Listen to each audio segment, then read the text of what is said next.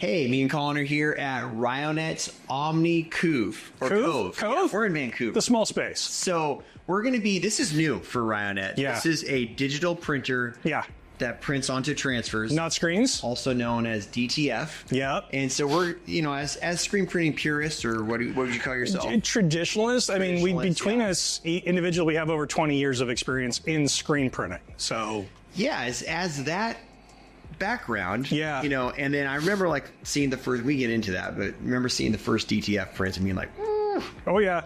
I mean, first DTG prints were kind of, but that's cool. Well, just transfers in general. Oh yeah. You know, transfers in general have always been not the best. So it's going to be interesting to get because you like to deep dive. Yeah. We've all probably seen Colin's deep dives into one or two screen printing processes and artwork and stuff like that. So you've really got a chance to deep dive into this, and you're going to show me some really cool stuff that you're doing, and then we're going to kind of compare that against our traditional mindset. I might poke some holes in it. Poke has been. Let's try to break you. Let's find out how much of a sieve we can turn this into. Well, how long have you been screen printing? We were just going over this. So I've been doing this since the fall of '96. My first job was, hey, start unloading shirts. Cool. I still remember what that shirt is. I still remember it's called The Bateful Dead by an Alaskan artist called Ray Troll. It was a takeoff on the Grateful Dead and the spiral of the bears and the full color. Full color sim process, and you know, it was on a 10-color gauntlet. I can't remember Gauntlet 1 or Gauntlet 2, but I still remember that. Still remember the first design I set up. Still remember the first CMYK job I really messed up on. You know, my first manual prints were not that great. But yeah. When I met you, you were actually on the you were on the ink side for a while. So you've been on multiple sides. As a printer, as a production manager, as an artist, as a product manager for ink companies here at Ryonet. So you've really gone screen printing is, I really enjoy it. I've had the opportunity to do and work with some pretty amazing people and companies. So, and I've gone a little bit less of that like technical approach. Right. Really, I'm fortunate to get to work with you now and a lot of the other great people at Ryonet and some of the other partners that we work with, because I've learned so much over the course of years. But Brandon and I started screen printing the band, just smashing ink. I was just saying, like, I literally started in '97, so technically only one less year. 1 year less, yes. But I didn't know what off contact was until 2005. Hey, if you're doing water-based, it doesn't matter. But so it was a long journey to be like, oh, how do you print white ink? Yeah. You know, white era white ink prints already.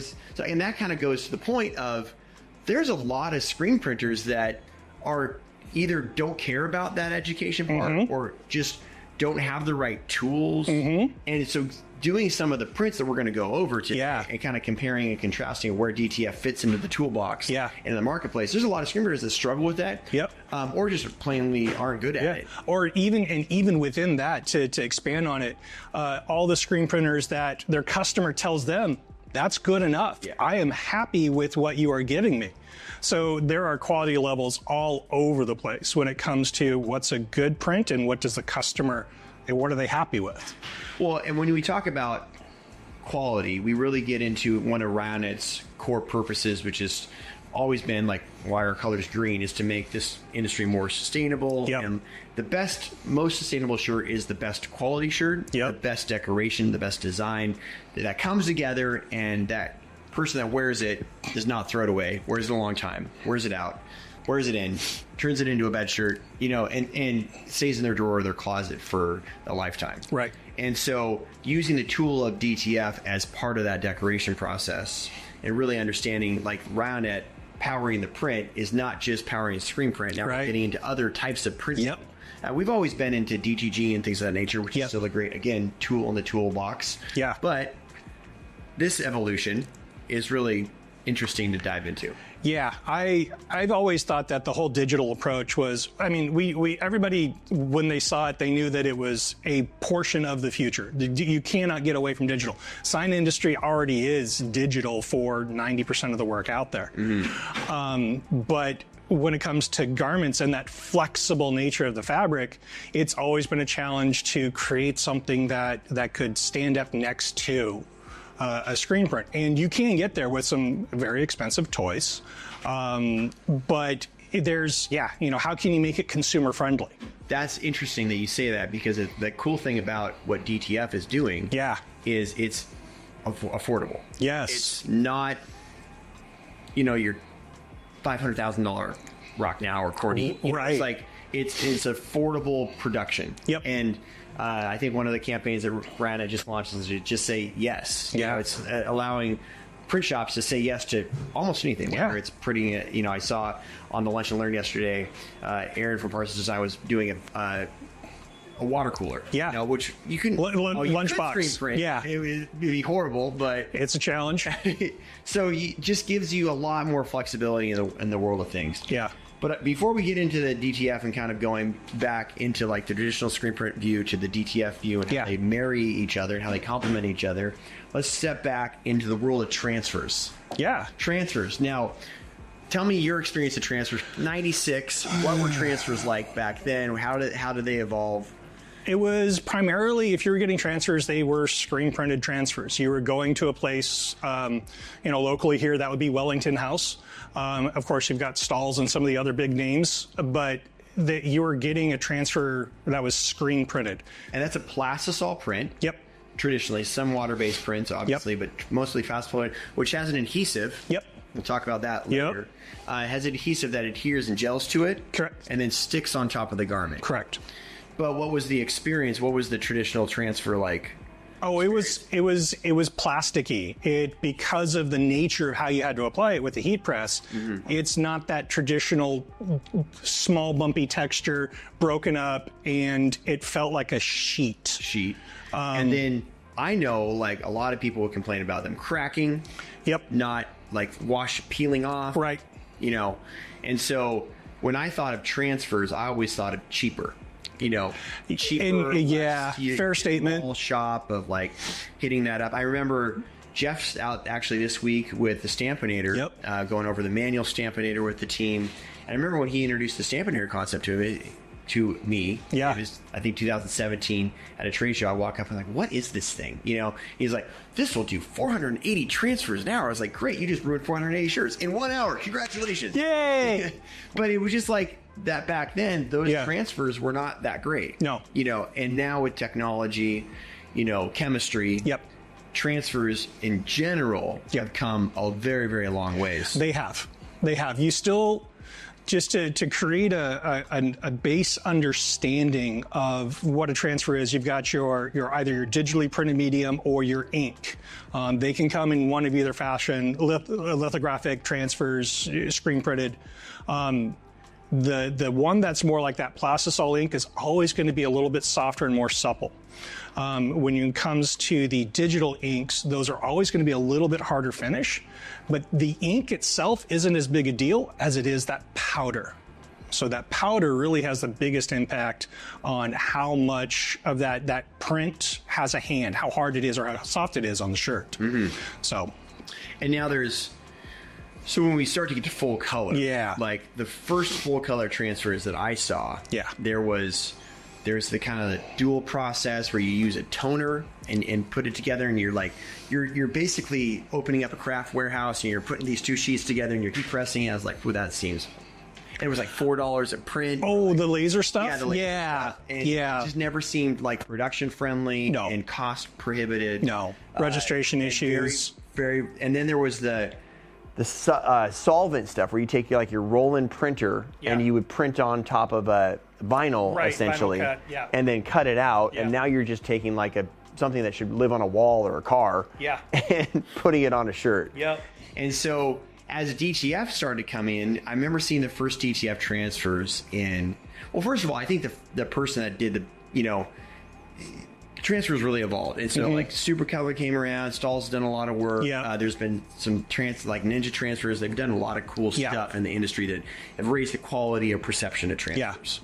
But as the DTF started to come into play in 2020, I remember seeing the first ones and just being like, I remember this. This seems like the vinyls. It was like awful. Well, and the resolution wasn't very good. It wouldn't stretch. But that's 4 years ago. And the technology curve of where it's gone from then to now is insane. So, and then understanding how printers look at it, Yeah. you know, there's Ryanet's helped over 200,000 screen printers start over the course of time. Yep. And there's a lot of people who are like, literally, you post something about DTF and you get hate because like, I'll never DTF, you know. Well, why do we call it DTF in the first place? Like, what is that? What does DTF mean? In that sense? Yes. What you guys are thinking? Or DFT, digital film transfer. Okay. Because DTF stands for what? DTF, digital transfer. Direct to film. Yes, direct to See, I've already started to change what it is in my head. Digital film transfer, direct to film. Yeah. So DFT, which is we're starting to bring into the vernacular just because it's not known for other things in the world, is digital film transfer, right? And so really it's the concept of digitally printing to a film. Yeah, to a transfer media. Yeah. And it was developed in Asia, you know, no concept of what the word DTF means in America. Nope. And let's go. Some people grabbed onto it. And so I think the industry's kind of wrestling with it. I think at Ryonet we'll kind of start to use both terms. People that I've talked to, all the big players, like, yeah, we'd be down to change the name. Yeah. We wouldn't mind it. Yeah. You know, we don't necessarily need to be associated with the other things. Yeah. So, but it's always fun to talk about. We know what it is. It's a cheesy grin time, and we can all chuckle. I see the shirts of the show, like, I'm down to DTF. Like, okay. Yeah. Okay. I mean, it's, you know. I'm too old for that. All right, but this is the Omni. Yes. So Ryonet decided to partner with Omni. Omni's a little bit unique in the industry. I've known them before the world of DTF when they were doing DTG printers. Yep. Victor and team from the industry and trade shows and like conferences and things of that nature. Pretty neat because they build a lot of this from the ground up. Right. And whereas a lot of people are just importing stuff. Correct. Mainly from China. Yeah, it all comes. The majority of the machines still comes out of China. Is all the conversations I've had. The majority of that still comes out of China. The print head is the i32, the 3200 from Epson. A lot of Epson stuff. Yeah, and that's the great majority of the print heads used in the industry, unless you've got a company that's specifically manufacturing their own. So it's pretty fun. It's been a great partnership so far. But what I want to do in this video is really just start to break down the decoration case. Yeah. You know, and so let's talk about from I'll play the screen printing traditionalist, and you'll play the deep dive Colin of everything that you've learned in the last, what is it, 2 months? Yeah. I mean, we've all been paying attention to DFT since it's come around, but putting more time and attention into it. Yeah. So you'll put on your DFT hat. And I'll put on my screen printing blank shirt hat. Right. We're both wearing blank shirts. We wear way too many shirts. So, okay. The first basic print. Yeah. You know, your first print was a full color print. Oh, yeah. And my first print was a one color print. Right. So I want to talk about both, but let's start in the world of like most people that are starting. DTF's really changed this. Yeah. DFT is really changed this. No, it really has. It's changed this. Yeah. And AI's changed this. Yeah. The world of color Yes. is now on a shirt. Yes. Versus like when I started in a band, like, how about one color? Well, yeah, one screen, maybe two. Loose reg. Maybe two. Loose reg. You know, yeah. Loose registration, 2 colors. Yeah. So I think that's still probably the majority of shirts that are printed, but I do think it's changing. I think kind of when we start talking about it, one of those things that kind of is that conversation changer is barrier to entry. I mean, while quality is pretty much across the bar gone up on every machine that you can get brand new right now, the barrier to entry for someone who wants to get into the industry, heat press, pick it up off of Craigslist, offer up wherever, whatever new, Screen.com. Yeah, screen printing. Yeah. But you pick one up for a couple of $100 or 2,000 or 700, whatever that barrier to entry is a heat press. And then you go to your supplier and you order transfers. Now, I'm not saying you did the art right or anything, but you're now in the business. It is crazy to think about that for like putting myself back in the band days. Yeah. Like, we want a cool shirt. Right. And I'm going to make disaster out of my parents' house. Right, you're gonna cure the shirt in the oven. Yeah, it's gonna be fun. Yeah. But if we had the heat press, now I don't think I could have afforded a heat press though, Right. Because I was able to get everything I needed to screen print for under $100, Right. You know, But you also didn't have a digital marketplace where you could find one used for a couple $100. yeah. So, true. I mean, there's a lot to talk about where technology is making this simple. Yeah. Yeah. So let's talk about that first band shirt, the basic one color print. Yeah. I have some. So what we're going to do is we're going to kind of pull some prints out. We're going to press some stuff, and we're going to kind of go back and forth here and kind of walk through the evolution of the decoration process and use cases of where each complement each other in a screen printing and decorating shop. First shirt, white ink on a black shirt. I've seen a few million of these probably in your time. I printed probably a million or so. Yeah. It was something that we could never get down. It's something that a lot of, I mean, it's really hard to do. A really good white ink on a black shirt. I understand the challenge. I educate around it. So this was something that we did. Base Camp was how to create, how to command your underbase with Lee Stewart last year.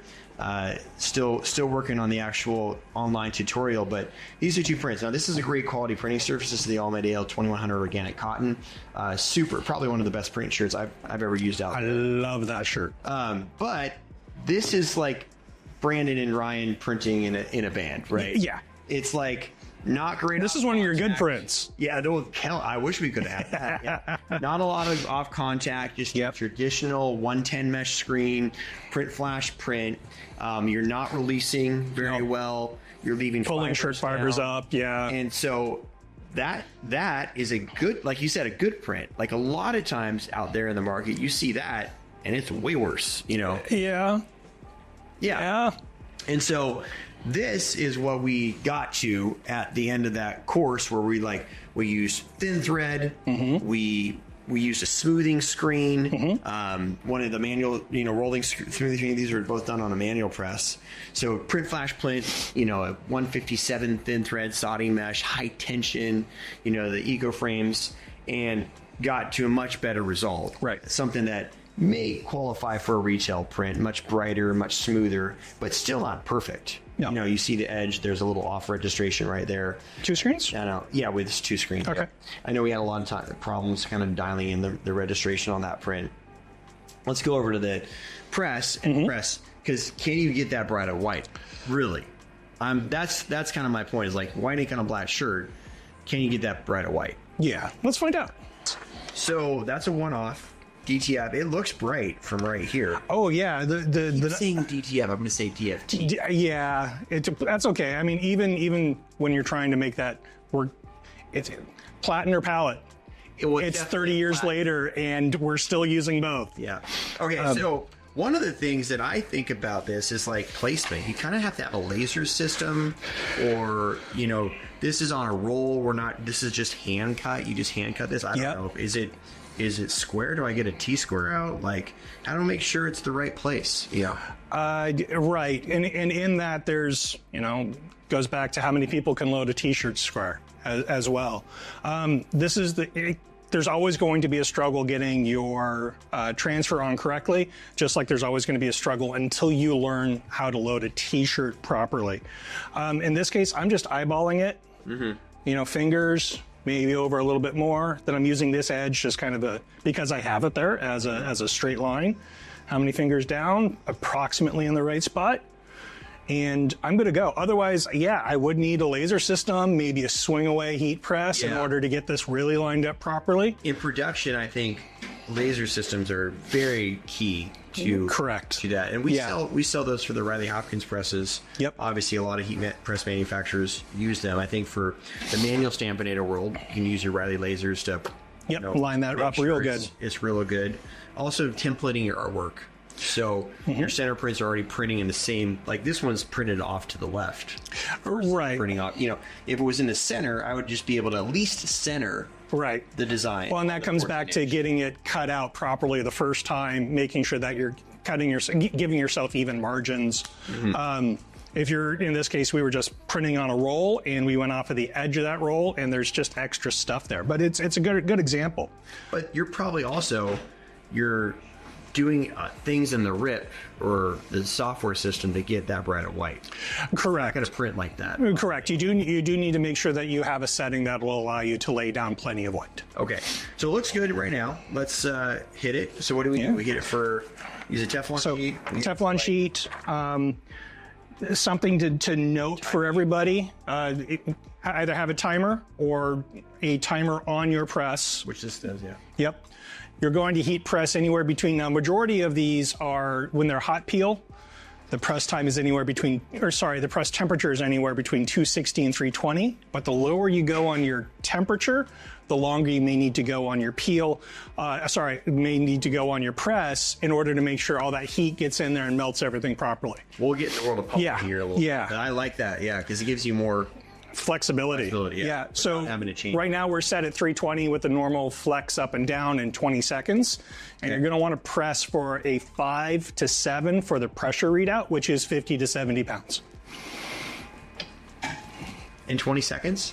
20 seconds on average. Now, the hotter you go, you can go faster. Yeah. But it's always going to depend on, hey, how is it feeling today? What's the garment that you're on? And those, there's always a little bit of give and take. You can just set it for 1 and just go. Is hot peel? This is hot peel. Okay. So take this off, peel that off real quick, and we're done. Look at the smoke. Yeah. Okay. Now is it done? In some worlds it's done, but not for us. What we really want to do in order to finish this out is to either hit it again with a Teflon sheet to seal everything. There's a couple of reasons for that.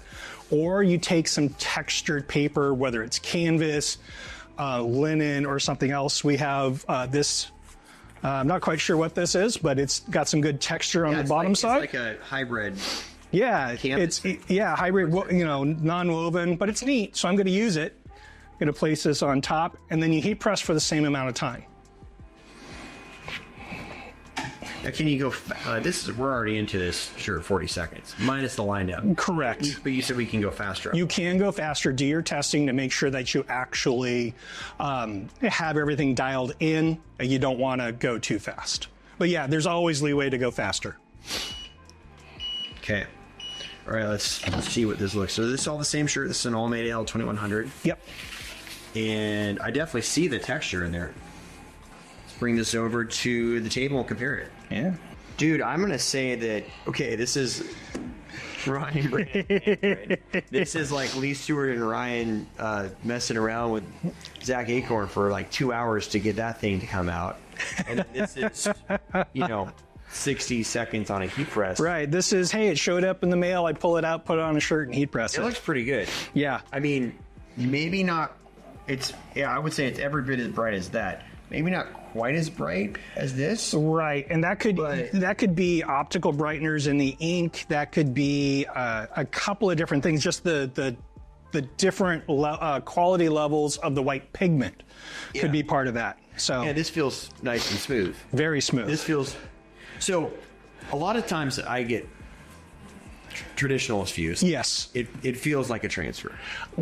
Feels like I like it feeling like shit.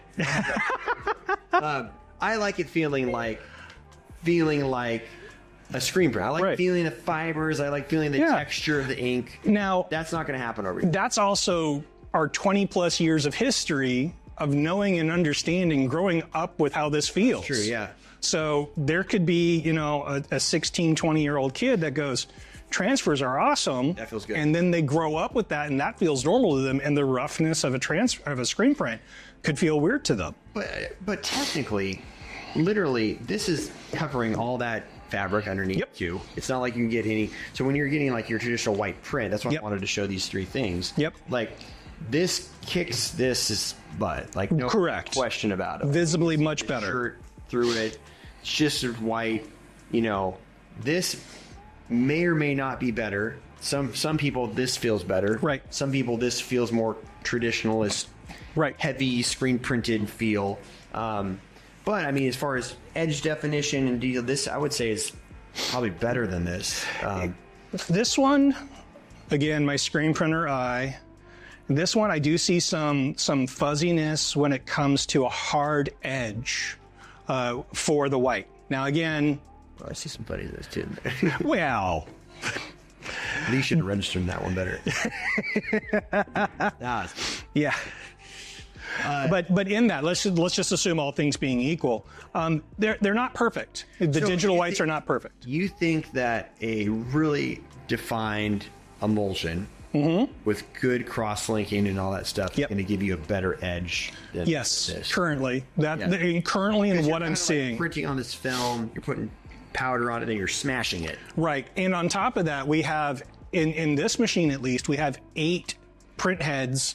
8 print heads for the white ink. There's 8 channels. 8 channels for the white ink. So they all have to line up perfectly. With screen printing, we're just pulling a squeegee and we're laying down a clean white, given all things being equal. So, okay. The other cool thing about this was like the best printing shirt option out there. Yeah. So the cool thing about this is this is going to look good on it's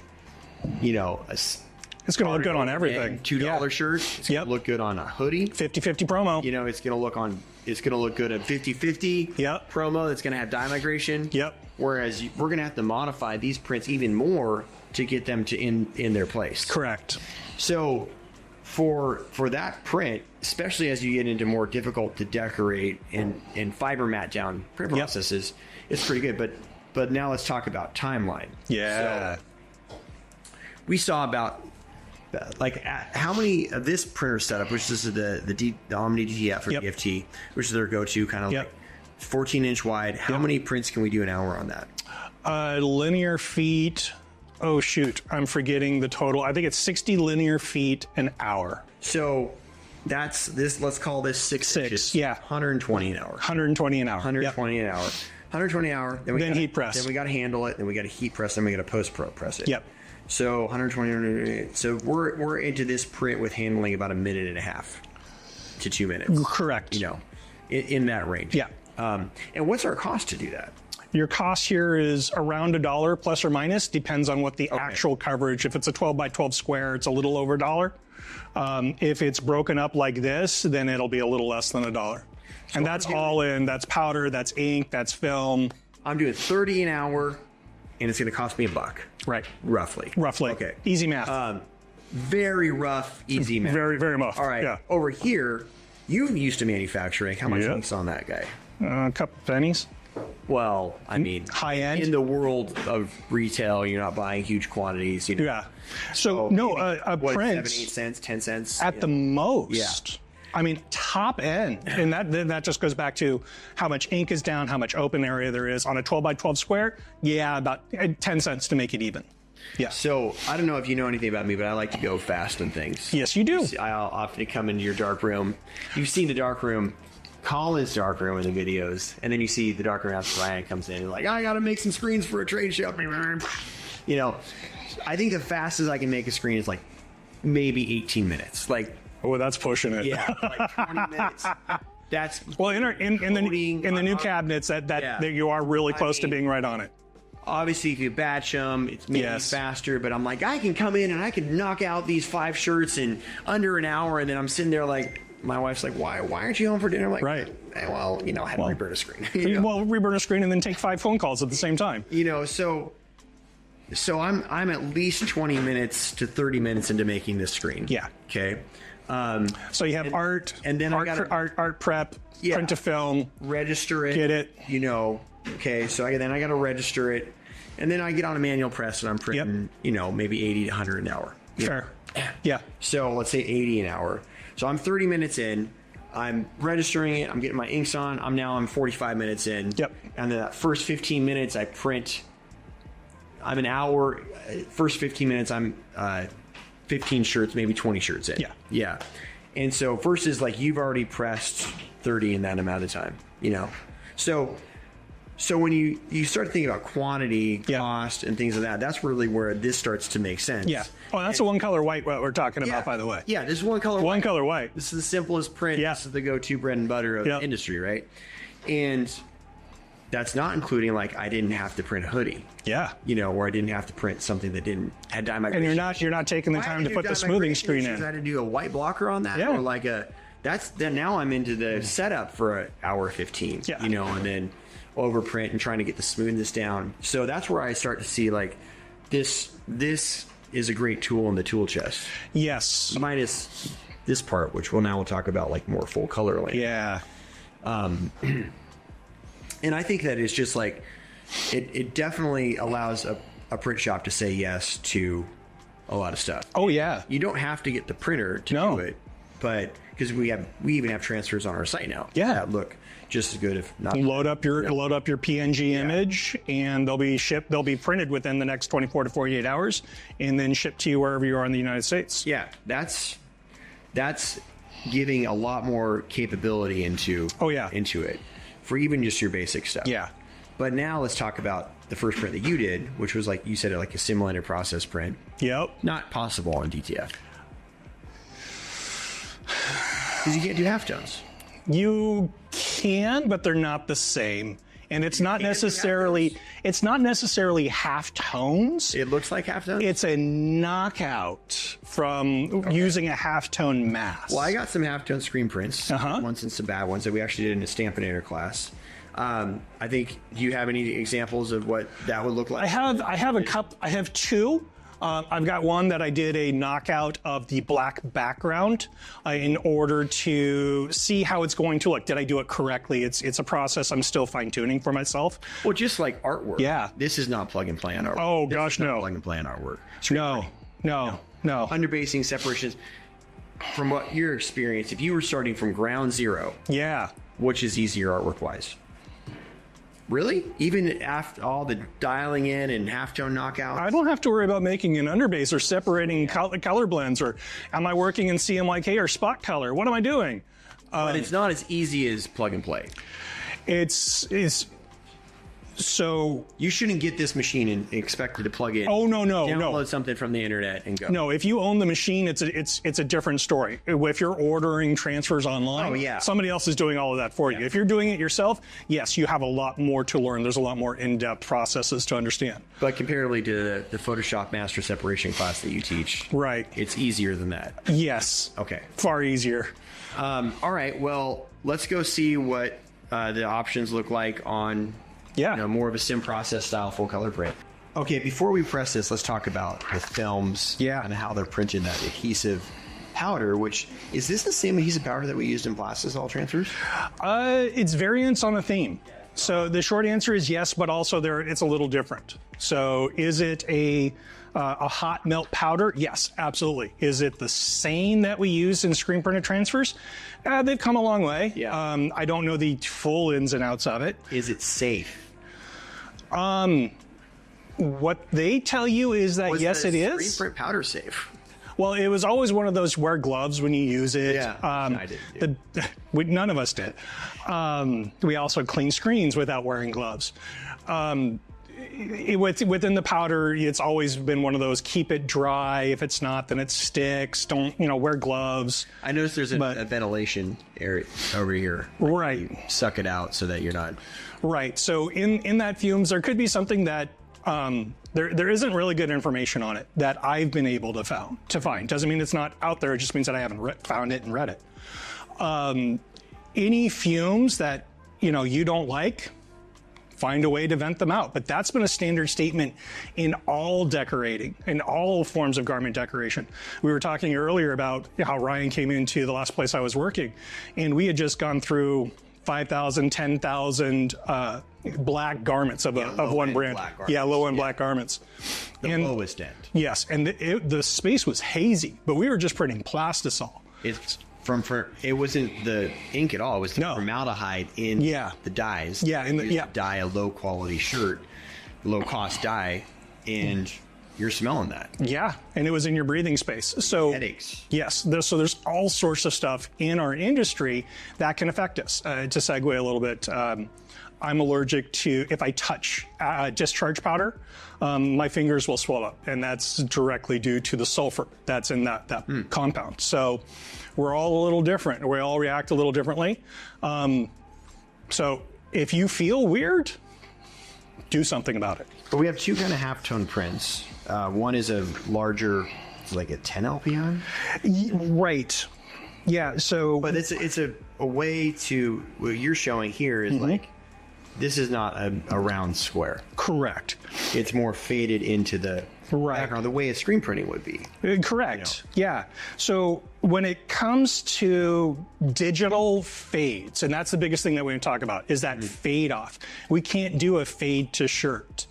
We cannot do, I want that yellow to be bright and then fade into nothing. Perfect blending.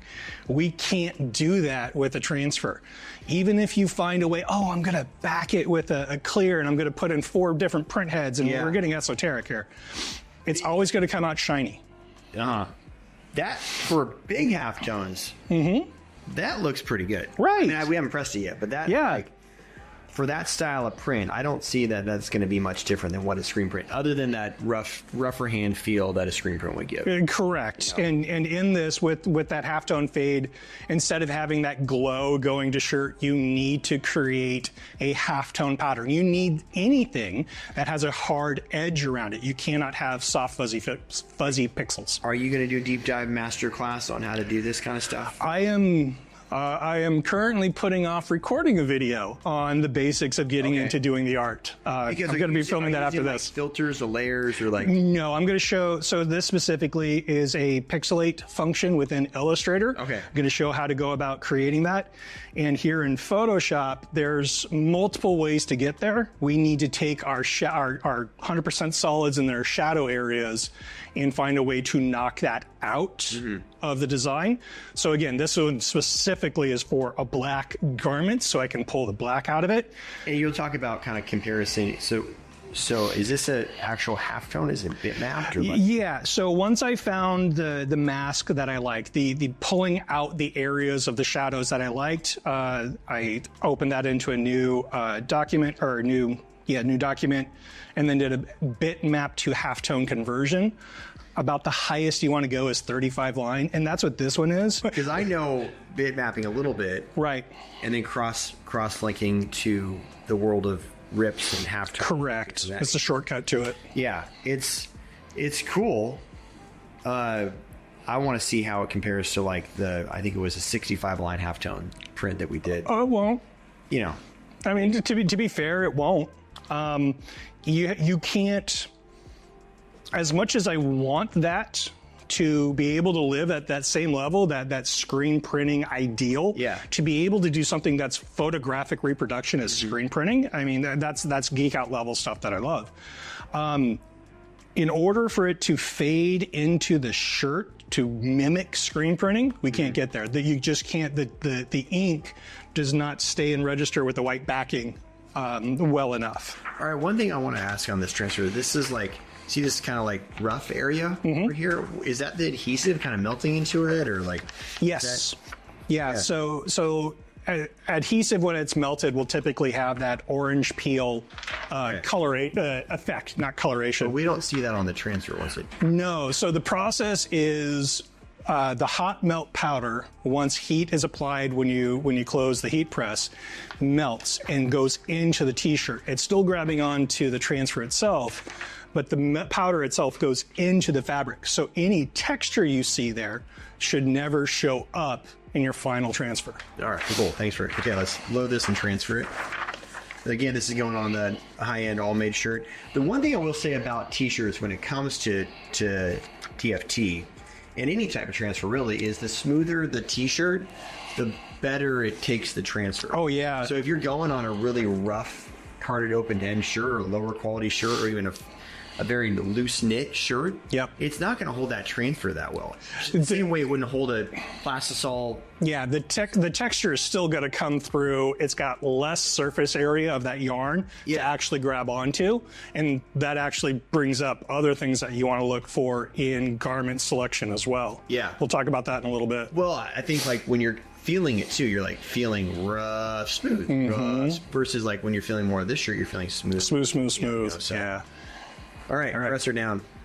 40 seconds, and then nothing different as far as peeling or because there's some really fine detail there. Correct. Now there's a conversation to be had about length of time, pressure, glue for surface area of the finer detail. That is something to talk about.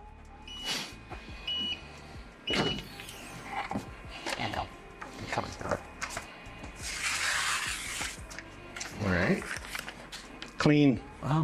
Oh, you left a little bit down there. No! Hell, No! All right. Some of those half-tones got left over there. But again, that's the topic. It's that finer dot. Now in this, we can see little bits of the glue, maybe some color here in the and we want that to disappear. Yeah. And that's what the second press, part of why we do it, is to get that to remelt and go into the shirt. Kind of disappears a little bit. Yeah, that's crazy. That looks pretty. Looks and feels. Let's take it over to the table and compare it against the stamping pins. Okay, so we got 3 shirts laid out here. This is more of your traditional kind of simulated process style of print. It's a 65 line halftone. This is, you said, is a 35 line-ish halftone? Yeah, it's a 35 line knockout. Yeah. And then we got 2, just a normal screen print, using normal meshes. This is using a Stampinator, which mats down those underbases and gives you more of the transfer feel anyway. Yep. So we lost a little bit of the transfer, very, very tiny dots. Yes. And I'll say that that happens in screen printing too. What? I always keep my 1% dot at 45 line or so. Same thing happens in screen printing, specifically if you're using film or older exposure unit. You're not dialed into your exposure times. Yep. It's really hard to get that perfect fade. Out of the print. Yep. And this is, similar color tones. You got your blues, light blues, white over here. It feels pretty good. It obviously, I think, right down here, it's a little bit better example of more of a fade. Yes. But when you compare it to like the fade of a higher line, a true ink fading into the garment, you can't match that. It's impossible to match. Well, up here we have a full black plate, and you can kind of see this. It's not fully into shirt. Maybe that should have been faded a little bit, but it's definitely less noticeable. Right. This, however, is a not great print that isn't stamped, not dialed in, and it doesn't look great. No. It's rough. You notice a lot more of the registration issues here. Mm-hmm. And it's definitely, when you go into the shirt, you feel that would once again feel better. Right. Dialed in processes over here, maybe this is a lot, Yeah. Where this is solid, you feel a little bit of that texture, but where it starts to break up, it feels much more like a screen print. So down in here, you barely feel that. That's true, yeah. But yeah, compared to more solid areas over here, this feels stiffer. Yeah, you feel like that there's something on the outside. Yeah. But okay, so now let's walk through. This is a 6 color. Yep. Right here. How long does it take to set up a standard 6 color or 8 color sim process? Films. What? Wait, separations? So how long would that take you to separate? Something like this, I can get it done within an hour. Okay. Let's just say it's an hour, and that's a good rate. And then you got to make the screens. Mm-hmm. 6 screens. Print films. Print films. Print films. Yep. That's like another hour. Well, were my screens already prepped and coated? It takes, line up the film, burn a screen. If you're in production mode, you can get one every 3 to 5 minutes, depending on your space. Okay, so let's say an hour. An hour, okay. Yeah. Films the screens. And then registering it. If it's films, if you're film, you're doing it by hand. If you're good, it's between 5 and 10 minutes a screen. So another hour. So we're 3 hours, and we're printing manually. This is already printed. What is it? 180 linear feet at this point. Yeah, 30 an hour over here. Yeah, we called it right. Yeah. Print, all this stuff. Yeah. So it's 90. We're 90 shirts into it. Yep. And we're just getting set up. Yep. So printing manually. It's gonna be 4 hours to get to that point. Well, then how many shirts can you actually print in an hour on a 6 color design? Oh, yeah, that's probably going to go down to 60. So we're close to 4.5 to 5 hours. My max when I was printing production on a manual press, I was getting 150 shirts done on average a day. A day. Catching, folding, all the rest of it. Wow. But I was doing that 5 days a week. Okay, so that 150 shirts an hour you're into this approximately 5 hours, Yep. full process. $150, or you're, yeah, I mean, it's close, but if you have, I mean, it's not even, if you have 20 shirts, this isn't even an option. No. People just say no. No. You know, if you have 50 shirts, this is a really crappy day. Yeah. You know, maybe if you get over 100 shirts, this kind of work, if you have things dialed in, and you know how to do it, it starts to make sense. Plus, even if you know how to separate it, because a lot of people are going to have to outsource this. Yeah, send it out. Yeah. And that's going to be $100 just there. So, like, comparative wise, like $100 to separate that, $70 to separate it, $50 to separate it, that's like half the cost of the ink. So you really start to understand where things fit into. The one thing I think about this is cool because it opens up that door for this being a possibility. Yeah. Whereas before it's like, how about we put this white ink on that black shirt? Right. You know, customer wants 24 of these for their club, their group, whatever it is. Boys' night out in Vegas, girls' night out in Vegas, whatever. We just had PPAI, we just had Print United. Print United. One of those. Yeah. So quick turn, high color count. DFT is easy. This feels better though. I will choose this over this all the time. But again, I grew up with screen printing. And I don't think you could see. I was doing this at the show. I was going up with transfers. And I was going up with the digital. And I don't think digital looks as good as this. Correct. It's a little shiny. Yes. It's when I talk about digital, slightly rubbery. But every person that I showed the full color prints to, because of this feel, that in the solid areas, they said, I'd prefer the digital. It feels more like a screen print to me. True. You know, but that's printed on $1 million machine or a $750,000 rock now. Right. You know, and so it's a different, totally different beast. Representation, right? And so to get that, like, it's a great tool in the tool chest. Oh, absolutely. A decoration shop. And I think it's opening up the gamut for color on the street. It's opening up profitability for a print shop to do stuff that they either had to say no to, or they had to lower their clients' expectations or desires in order to do it. Whereas, like, we'll do that, but I'm one color half tones, you know? Right. And so it really starts to open up the gamut of color. Open up the gamut of ability to print different types of garments. And again, these are the best printing garments that we're going to go on. So we could put that on a 50-50 promo shirt. We could put that on a polyester shirt without a block. How does that even work? Like, you were talking about that time temp polyester. So we could do that on polyester. Wouldn't have dye migration issues? So in that, it depends on the poly garment itself. You know this better than I do. How horrible. Yeah, some are. So I mean, and with your knowledge of like creating fabrics. Our shirt. So ST350. You never have any issues with dye migration. You transfer to lower temp. Oh, we can transfer normal, low temp, or even normal, because that one is that fabric is specifically set at like 340, 350. But even on a standard just poly where it's like 300's a little questionable, you can drop that down to 260.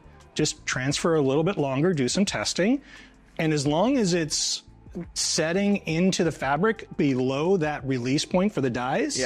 Low energy, high energy dyes, you'll know more by looking at the product page for the garment you bought on whoever you picked it up from.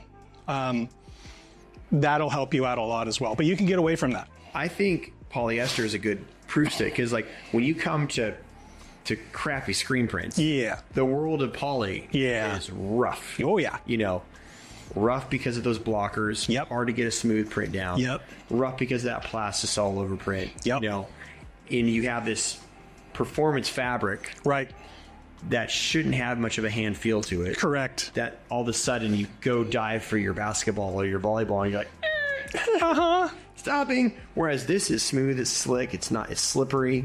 It feels a lot more like a polyester garment, you know. So I'm seeing this used in the world of athletics. And especially in the smaller run licensing space and things of that nature. A lot more. I'm not surprised. Especially, and again, we're talking in this conversation, we've been talking about bigger images. It really points out, flaws within both techniques. But if you're doing, sleeve print, tags, all the smaller location, DTF as in DTF as a transfer, DFT has been around. I mean, when was it that Haynes went over to their digital tag? I mean, that was like early 2000s. Yeah. So that's been there in one form or another for coming up to 20 years, maybe 15. So that small location. Okay, so I'm going to use an example. Go for it. All right. So I help our local school district do a fundraiser every year. Hawkinson Fun Days is called. It's a run right before Halloween. This year they're doing it after Halloween, so they're doing a Day of the Dead print. Nice. You know, and you know those. Yeah. There's color in it. Yeah. And if they're done on black, they got a lot of hinges too. oh yeah, every year I've done the traditional screen print. It's like, how about we make it print real simpler? You know, it's like one color, two color, right? And then Lots of setups. Not a lot of shirts. Not a big race. It's not like the turkey trot that we do. It's like 100, 200 shirts, you know. And so pop them out on the automatic, you know. I'll be home for dinner. I'm home an hour late because those screens took a little bit longer than I thought to register. Full color print. Yeah. Guess what I'm doing it on this year? Black polyester through an Omni or super color. And I'm gonna do it on this Omni. Yeah, I have it right here. Absolutely. Yeah, it's a full color, cool Day of the Dead, you know, skull with the oranges and yellows and you know, pinks in it and all that fun stuff. And it's going on a 50-50 all made shirt. Just press it and done. You know, I think what we talked about, it's going to take me to do 100 shirts, probably, you know, an afternoon or something. Yeah, you can, you know, reasonably you can get a shirt done in 45 seconds if you have multiple heat presses. Well, I'm going to use the manual Stampinator. Yeah. That's for sure. That can do about 120 to 200. Oh, yeah. Put that up on the 360. Easy. So now we're talking about printing the transfers. We're doing 120 hours, so it's 1 hour to print the transfers. Yeah. And then I should be able to press them in about an hour. So we're into it for 2 hours. For that, put the shirt on the platen. You have two people do it. Yeah. They can earn some money. So you're expanding the workforce with automation. We're not going to talk about child labor laws. No, I mean, they're 15. So, well, thank you for walking through this, Colin. I think we've determined a few really interesting case studies for, I think, obviously, traditional screen print. Yeah. Print is, I'm going to use it next week for something that I'm working on. And it just opens up the door. Because before I would have said, yeah. For free? No. Yeah. Not a 7-color print. No. You know, this is a white underbase. The more I've had an opportunity to see the machines run, to see the transfers and all the rest of it, it's cemented a place in my understanding of where it fits in our industry. Yeah. Whether it's this for the next 20 years or every year we see a generational change. Better. Yeah. I don't know if it's ever going to get here. We'll see. I think it will. So in that you have two things that you want to look at. Garment is always one, but the ink formulations are always getting better. Yeah. You're always seeing better resin choices in that, which makes that ink more flexible and feeling soft. Yeah. And then the adhesive backing, because this is so much more being used in the industry, there's a higher demand for it. So better technology in that, I think that's going to improve as well. You know, some people have said the eco-friendly side. Yeah. That came up yesterday in our Lunch and Learn. Yep. Because we got this secondary carrier sheet here. Yep. But just like screen printing, it's all about how you control your parameters and process. Yep. This is recyclable. Yep. You do have to find a place to recycle it, so it's not like just putting it in the Yeah. But it is recyclable. You can reuse it for other things. We're not wasting water. Correct. We're not putting anything down the drain. Correct. You know, we do have a air Correct. issue or thing that we have to deal with, whether it's using better ventilation or masks. When we're doing the adhesive, you need to be careful about that. So it's both. You have to do that in screen printing too. You can't just go scrape your Plastar water base and throw it down the drain. You know, that's very bad for the environment. Absolutely. You know? And so, not to mention the reclaiming of the emulsion is that goes down your pipes. If you don't actually filter that out properly, your pipes are going to need a bypass in 10 years. So there is obviously an additional waste stream with this, but the one thing I would say right now is look for a recycling solution for it. Yeah. And make sure that you are, keeping it and recycling it. So. Yeah. Well, I'm looking forward to deep dives on how to do this kind of work and other things as you experience DTF from the traditionalist point of view. Yep. And I think it's really helping a lot of screen printers be able to say yes to more things. Yes, absolutely. That's been borne out in multiple conversations I've had in the last 6 months. Yeah. Cool. Well, thank you, Colin. Good Absolutely. job. Thank you for expanding the ability to power the print with Ryonet. Thank you, man. Good job.